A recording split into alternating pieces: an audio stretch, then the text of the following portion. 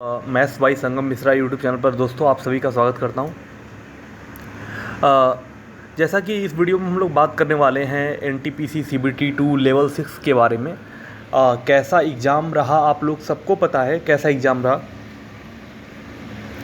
कुछ बताने की ज़रूरत नहीं है, फिर भी ये वीडियो आप लोग के लिए काफ़ी बेनिफिशियल होने वाला है, क्योंकि लेवल 6 से हमें सबक लेनी है, हमें लर्न करना है लेवल 6 के पेपर से कि हमें लेवल 5 में, लेवल 2 और लेवल 3 में कैसा परफॉर्म करना है। अगर यहाँ से आपने सीख ले ली ना तो काफ़ी आपको बेनिफिट मिलेगा, आपको अगले लेवल्स में बहुत ही बेनिफिट मिलने वाला है। तो इस वीडियो को आगे हम लोग शुरू करते हैं, चलिए स्टार्ट करते हैं। तो NTPC CBT 2 जो एग्ज़ाम हुआ 9 मई को फर्स्ट शिफ्ट में एंड सेकेंड शिफ्ट में, तो फर्स्ट शिफ्ट में मेरा भी एग्ज़ाम था। मेरा एग्ज़ाम फर्स्ट शिफ्ट में वेस्ट बंगाल में आसनसोल में था, ठीक है। तो लेवल 5 में अब देखो लेवल 6 के एग्ज़ाम आपको सबको पता है कि पेपर काफ़ी कैलकुलेटिव था। पेपर कैलकुलेटिव था, आप सबको पता है कैलकुलेटिव काफ़ी पेपर था और टाइम टेकिंग प्रोसेस था बहुत ज़्यादा। पेपर को मैं टफ़ नहीं बोलूँगा, मेरी जिससे भी बात हुई मैंने कभी नहीं बोला कि पेपर टफ़ था। पेपर टफ़ नहीं, पेपर टफ़ और पेपर लेंदी दोनों में बहुत अंतर है।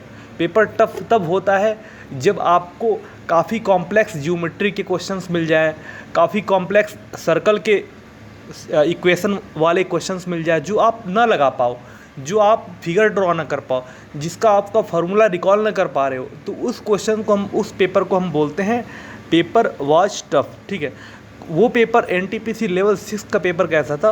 तो पेपर मेरे हिसाब से लेंदी था, कैलकुलेटिव था, ठीक है। आपको सारे क्वेश्चंस आ रहे थे, आप सारे क्वेश्चंस सॉल्व कर लेते, लेकिन टाइम की इशू थी। हम लोग ये सोच नहीं पा रहे थे कि इस हद तक का सिटिंग अरेंजमेंट आ जाएगा, इस हद तक का मेंसुरेशन के मैथ आ जाएंगे कि इतना टाइम लगेगा। तो हम लोग पहले से मेंटली ये प्रिपेयर होकर चल रहे थे कि मैथ और रीजनिंग तो हो जाएगी, GK GS में जो दिक्कत होगी। लेकिन अब मैथ और रीजनिंग में टाइम टेकिंग प्रोसेस था, कैलकुलेटिव पेपर था, तो उसकी तैयारी नहीं थी हम लोग की।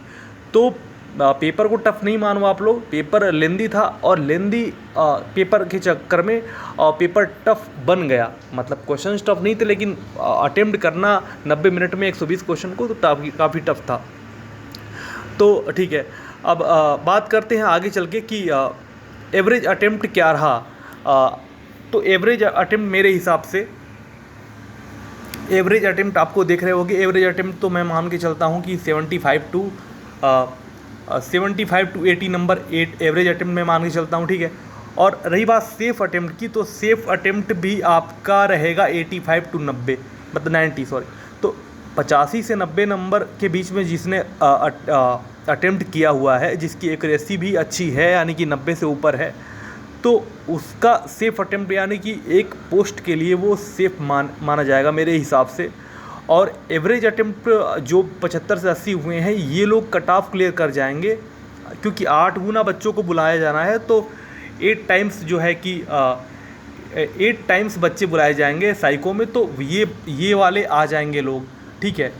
और इनके चांसेस ज़्यादा हैं, ये 85 टू 90 वाले, इनके चांसेस ज़्यादा हैं कि ये एक पोस्ट लेके भी आ सकते हैं, ठीक है, क्योंकि पेपर आपके हिसाब से तो सबके हिसाब से लेंदी था, तो कट ऑफ पे भी उसका असर पड़ेगा, ठीक है। अब बात करते हैं कि मेरा क्या रहा स्कोर। मेरा स्कोर तो नहीं, मतलब मेरा क्या अटेम्प्ट रहा, क्या नहीं रहा, ठीक है। तो बात करते हैं, मैं अपनी बात करूँ तो मेरा जो स्कोर है, मतलब अटेम्प्ट है, सॉरी, वो अटेम्प्ट मेरा 107 अटेम्प्ट किया है मैंने, ठीक है। सम तुक्कास आर देयर, ठीक है, क्योंकि कुछ गेस वर्क मैंने किए हैं GK GS में, तो 50% जहाँ था तो वो करना पड़ा मेरे को, क्योंकि नहीं करता तो काफ़ी अटेम्प्ट कम रहते, तो काफ़ी नहीं कम रहता फिर, तो ठीक है। उसके बाद से रॉन्ग मेरे 11 टू 13 क्वेश्चंस हैं मेरे हिसाब से, जहाँ तक कि मैंने मोटा मोटी मिलाया हुआ है कुछ चैनल्स से, तो 11 से 13 क्वेश्चन के आसपास मेरे रॉन्ग लग रहे हैं मुझे। ये 2-4 नंबर, 1-2 नंबर बढ़ भी सकता है, 1-2 नंबर कम भी हो सकता है, ठीक है। तो आप लोग अपना देख लेना किस हिसाब से। और मेरा पेपर 9 मई को फर्स्ट शिफ्ट में था वेस्ट बंगाल में, ठीक है। तो ये रहा मेरा मतलब मान के चलो कि मेरा परफॉर्मेंस, ठीक है। तो आप अपना परफॉर्मेंस भी शेयर कर सकते हो, कमेंट कर सकते हो, और जो भी नए आए हैं ना वो इस चैनल को सब्सक्राइब कर लीजिएगा, क्योंकि आगे चल के आप लोग को काफ़ी बेनिफिट मिलेगा। एक एक चीज़ मैं बताऊंगा और किस तरीके से अब आपको स्ट्रैटेजी बनानी है अपनी लेवल 5 और लेवल 2 लेवल 3 के लिए, वो भी मैं बताऊंगा। ठीक है, ठीक है। उसके बाद से बात हम लोग करते हैं कि नॉर्मलाइजेशन की लोग बात कर रहे हैं। मेरे पास कमेंट आ रहे हैं कि किनको नॉर्मलाइजेशन का फ़ायदा मिलेगा। देखो, नॉर्मलाइजेशन नाम की चीज़ तो अब रह नहीं गई, क्योंकि शिफ्ट केवल 2 शिफ्ट में पेपर हुआ है। लेकिन फिर भी ना मेरा जहाँ तक अनुमान है कि फर्स्ट शिफ्ट वाले को बेनिफिट मिल जाएगा थोड़ा बहुत, 2-4 नंबर का ही मिले, लेकिन फर्स्ट शिफ्ट वाले को बेनिफिट मिल जाएगा। इनको बेनिफिट मिल सकता है, इसकी चांसेस है। अच्छा, उसके रीज़न भी बता दूंगा मैं अभी आपको। अच्छा, ऐसा ना सोचना कि मेरा फर्स्ट शिफ्ट में था तो मैं इसलिए बेनिफिट दे रहा हूँ, मैं कोई नहीं होता ये बताने वाला। तो फर्स्ट शिफ्ट वालों को बेनिफिट नॉर्मलाइजेशन का कैसे मिलेगा 2 से 4 नंबर का, क्योंकि फर्स्ट शिफ्ट वालों के लिए ये एक सरप्राइजिंग एलिमेंट था। वो पेपर देने गए, वो ये उनके दिमाग में क्या था, उनके दिमाग में ये था कि मेरा फर्स्ट जो CBT 1 था वैसा ही पेपर आएगा, थोड़ा बहुत लेवल अप रहेगा।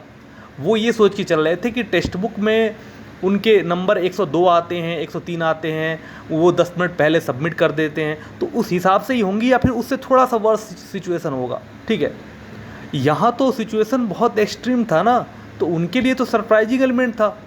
फर्स्ट शिफ्ट वालों, बहुत सारे ऐसे मैं लड़कों को देखा हूँ जिन्होंने फर्स्ट गो में सारे क्वेश्चंस लगाए हैं 1 से 120 तक, जो लगातार बिना स्किप किए करता गया क्वेश्चंस, वो 75 तक ही उसके टाइम सारे लैप्स हो गए हैं। 75 क्वेश्चन पहुँचते पहुँचते उसकी सारा टाइम ख़त्म हो गया है। तो फर्स्ट शिफ्ट वालों को थोड़ा सा इस बात का बेनिफिट मिलेगा, सरप्राइजिंग एलिमेंट का इनको फ़ायदा मिलेगा। सेकेंड शिफ्ट वालों को कुछ हद तक पता चल चुका था कि स्किप करना है हम लोग को, कम से कम वो जान तो रहे थे कि स्किप करना है उनको, they have to skip the questions. But first shift वालों को ये कुछ भी नहीं पता था कि इस तरह से होगा। उनको एग्ज़ाम हॉल में पता चला कि ऐसा है सिचुएशन। ठीक है, तो आप लोग सेकेंड शिफ्ट वाले बुरा ना मानना यार, लेकिन 2-4 नंबर का बेनिफिट मिल सकता है फर्स्ट शिफ्ट वालों को। ठीक है, तो उसके बाद से एक मुद्दा और है, आखिरी मुद्दा ये है कि यहाँ बात करते हैं मॉक टेस्ट की रियलिटी के बारे में बात करते हैं। जो भी मॉक टेस्ट हैं, अच्छा, मुझे डर नहीं लगता मॉक टेस्ट एजेंसियों से कि मेरे ऊपर कुछ बात आएगी, कोई बात नहीं, they will take actions against me. तो मॉक टेस्ट की रियलिटी ये है कि अभी एकदम से शिक्षा का जो क्षेत्र है ना, वो बाज़ार बन चुका है। सब लोग अपने अपनी मंडी खोल के बैठे हुए हैं। ठीक है, अब टेक्स्ट बुक का ही देख लो, कितना बिलीव लोगों पे था। मैं खुद यार टेक्स्ट बुक के मॉक्स दिया करता था, ग्रेड अप के भी दिया करता था, लेकिन कहीं ना कहीं इन लोगों को इतना भी अंदाज़ा नहीं लग पाया कि पेपर किस तरह से सेट होगा। अगर आप CBT 1 और CBT 2 में आप मॉक में देखो, ट्रिग्नोमेट्री के क्वेश्चन आपको मॉक्स में दिखेंगे ही नहीं।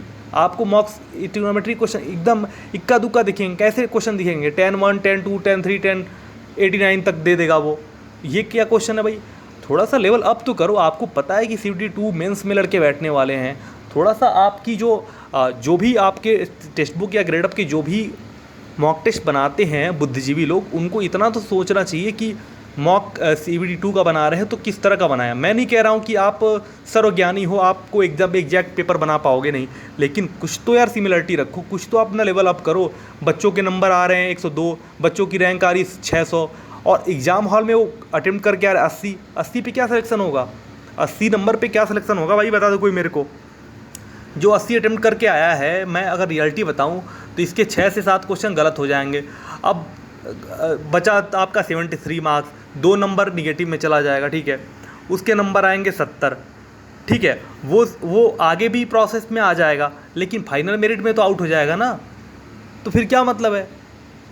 तो ऐसा मूर्ख मत बनाओ लोगों को। और आप लोगों से भी मेरा निवेदन है कि ऑफलाइन भी देखा करिए, क्वेश्चंस को बुक से भी लगाया करिए। ज़्यादा ऑनलाइन पे एकदम डिपेंडेंट होना भी सही नहीं है, ऑनलाइन को एकदम से नेगलेक्ट करना भी सही नहीं है। तो इस तरह से चीज़ें हैं। और एक वीडियो मैं लेके आऊँगा, आप लोग अगर कमेंट करोगे, एक वीडियो मेरा उस पर रहेगा कि आपको क्या स्ट्रेटजी अपनानी है आगे के लिए। अकॉर्डिंग टू लेवल 6 के क्वेश्चंस, आपको लेवल 5 और लेवल 2, लेवल 3 में किस तरह से अपनी स्ट्रैटेजी बनानी है और कितना चेंजेस करने की ज़रूरत है, इस पर मैं एक वीडियो बनाऊंगा। तो अभी तक वीडियो को वॉच करने के लिए थैंक यू। जो नए हैं सब्सक्राइब करते चलिए, और आप लोग सब्सक्राइब करेंगे तो मेरे को मोटिवेशन मिलेगा, तो मैं वीडियो बनाता रहूँगा फिर। तो ठीक है, ज़्यादा लोग सब्सक्राइब करें। Thank you. ठीक है, तो अभी मैं वीडियो को एंड करता हूँ। थैंक्स।